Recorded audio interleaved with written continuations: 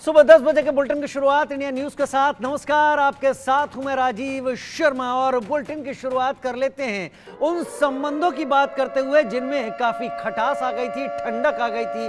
भारत दौरे पर मालदीव के विदेश मंत्री पहुंच गए हैं।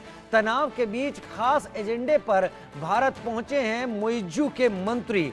दोनों देशों के बीच आपसी सहयोग पर चर्चा करने की नीयत से पहुंचे हैं।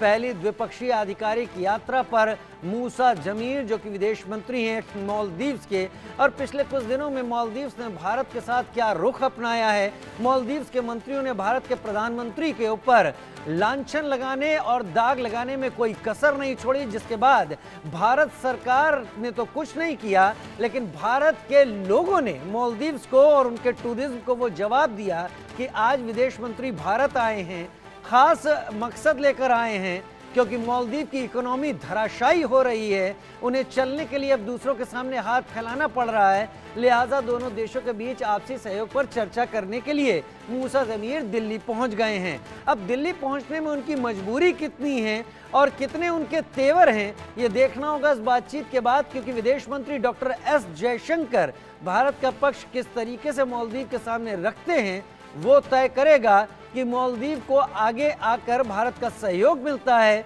या फिर मालदीव के राष्ट्रपति मोहम्मद मुइज्जू ने जो कुछ पिछले दिनों में किया है उसका मालदीव को खामियाजा भुगतना पड़ता है।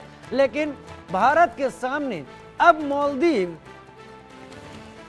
अपनी गलतियों की माफी मांगने के लिए आया है या अभी भी वो बताने आया है कि उसकी मदद के लिए चीन मौजूद है, ये इस पहली द्विपक्षीय आधिकारिक यात्रा के परिणाम बताएंगे।